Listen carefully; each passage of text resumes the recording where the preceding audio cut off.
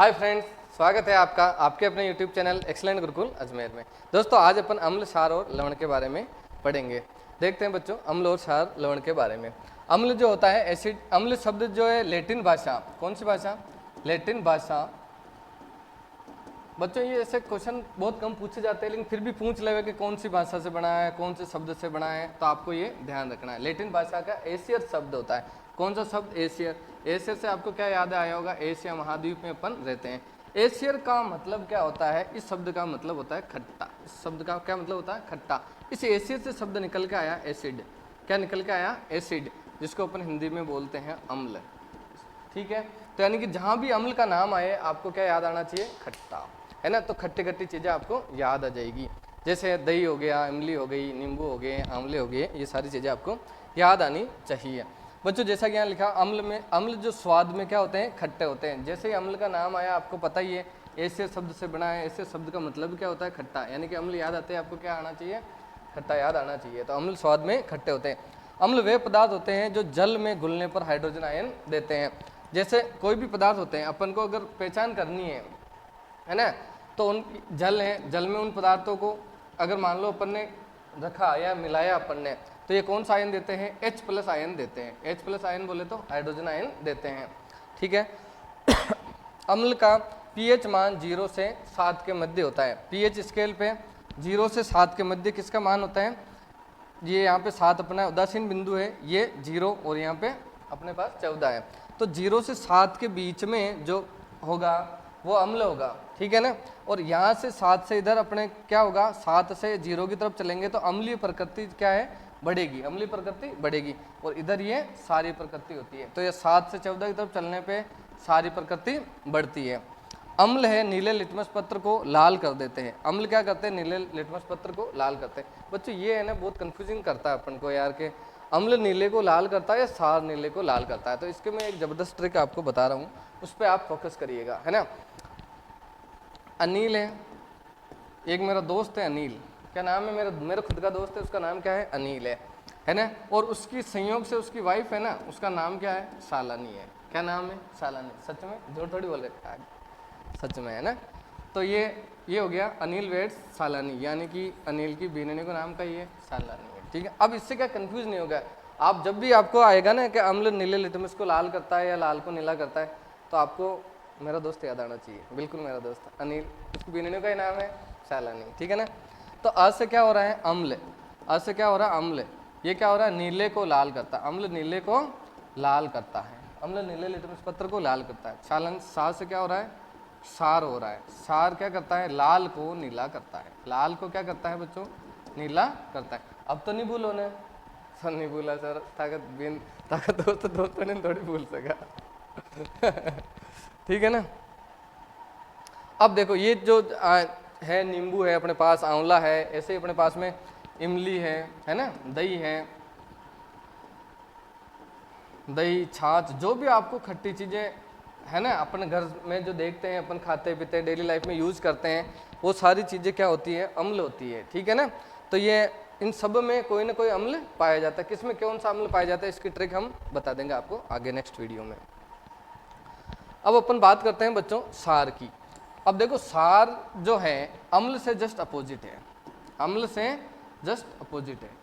अब उसमें क्या था? जैसे क्षार है जो वे पदार्थ जो जल में घुलने पर हाइड्रोक्साइड आयन देते हैं। अम्ल कौन सा आयन देते हैं? जल में घुलने पर, जल में घुलने पर कौन सा आयन देते हैं? H+ ion. क्षार कौन सा आयन देते हैं? OH-, यानी कि हाइड्रोक्साइड आयन देते हैं। और ये कौन सा आयन देते हैं? हाइड्रोजन आयन देते हैं। ठीक है ना। अब ये स्वाद में क्या होते हैं? खट्टे होते हैं। ये स्वाद में क्या होते हैं? खट्टे। जबकि क्षार क्या होते हैं? कड़वे होते हैं। स्वाद में कैसे होते हैं? ये कड़वे होते हैं। ये हो गया स्वाद की बात। अब आते हैं लिटमस पत्र की बात करते हैं अपन। तो मैंने अभी आपको बताया था अम्ल जो होते हैं क्या करते हैं? नीले को लाल करते हैं। नीले को लाल करते हैं। ये क्या करते हैं? लाल को नीला करते हैं। सर ये ऐसा नाटक क्यों किया जाता है? लाल को नीला, नीले को लाल, है ना ऐसे। तो ये क्या पहचान करने के लिए किया जाता है? एक लिटमस पत्र है ना, उससे पहचान की जा सकती है। अपन हर चीज को चक के थोड़ी देख सकते हैं। जैसे नींबू को तो अपन चक के देख लिया कि नींबू खट्टा है, खट्टा है इसका मतलब इसमें अम्ल है ना। इमली खट्टी है। लेकिन हर चीज को, जैसे मान लो साबुन होता है, साबुन क्या होता है? क्षार। ये अपन स्पर्श करेंगे तो कठोर होते हैं और स्वाद, अगर इनको चख के देखेंगे तो कड़वे होते हैं, लेकिन कई ऐसी चीज़ें होती है जो अपने को नुकसान पहुंचा सकती है, जैसे एसिड है, तेजाब है, उसको अपन चख के देख सकते हैं क्या? ट्राई मत कर लेना दोस्तों यार, है ना। तो अब उसका पहचान करने के लिए अपन को क्या करना पड़ता है, ये लिटमस पत्र से पहचान की जाती है कि इस पे 1-2 बूंद गिराई जाती है ना। तो अगर ये नीला लिटमस पत्र होगा तो ये क्या हो जाएगा? लाल में परिवर्तित हो जाएगा। इसका मतलब क्या है? अम्ल है। ये क्या है? अम्ल, अनिल, याद रखना। अगर वो सार होगा तो लाल लिटमस पत्र पे 2-4 बूंदे गिराने पर वो क्या हो जाएगा? लाल से क्या हो जाएगा? नीला हो जाएगा। इसका मतलब अनिल की वाइफ को भी याद रखना, अपन को शालिनी याद रखना है दोस्तों।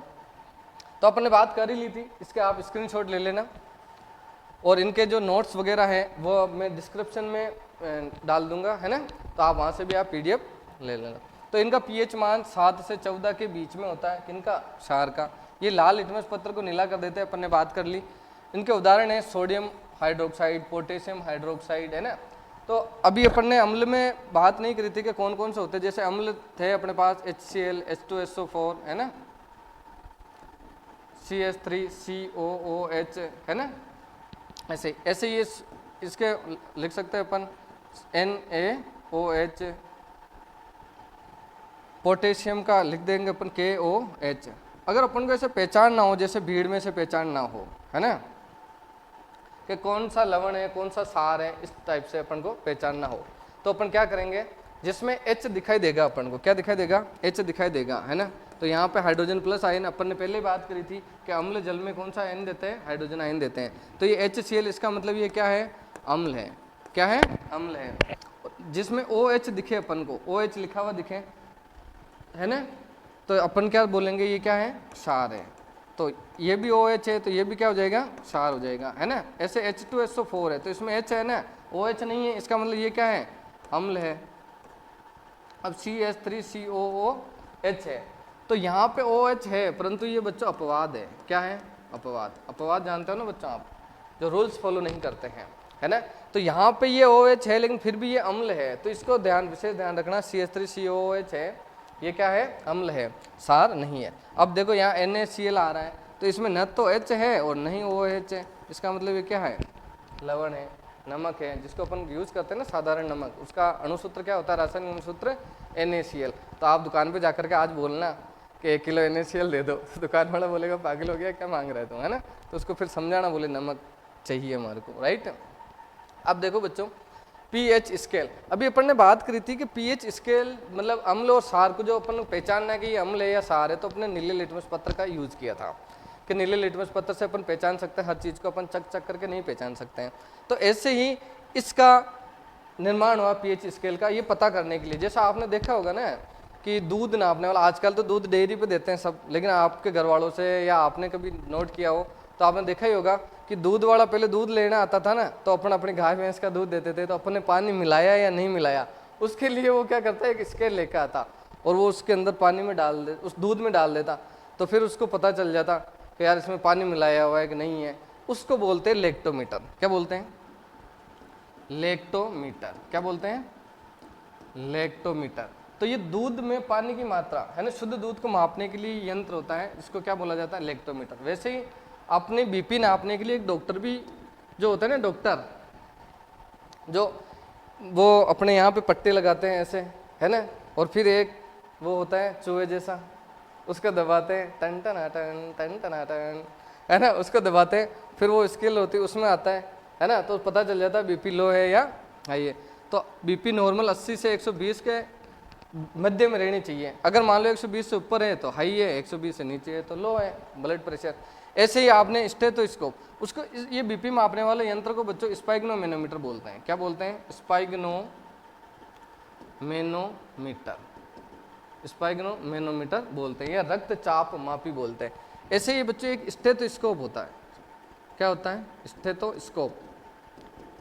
ये भी डॉक्टर यूज करता है। डॉक्टर किसके लिए यूज करता होगा? आपने देखा होगा, अपन बीमार हुए होंगे, आप भी कभी न कभी, या कोई भी बीमार हो गया होगा, तो वो अपने कान में लगा करके अपने सीने से लगाते हैं ना, सीने से लगाते हैं, पता नहीं क्या सुनता है।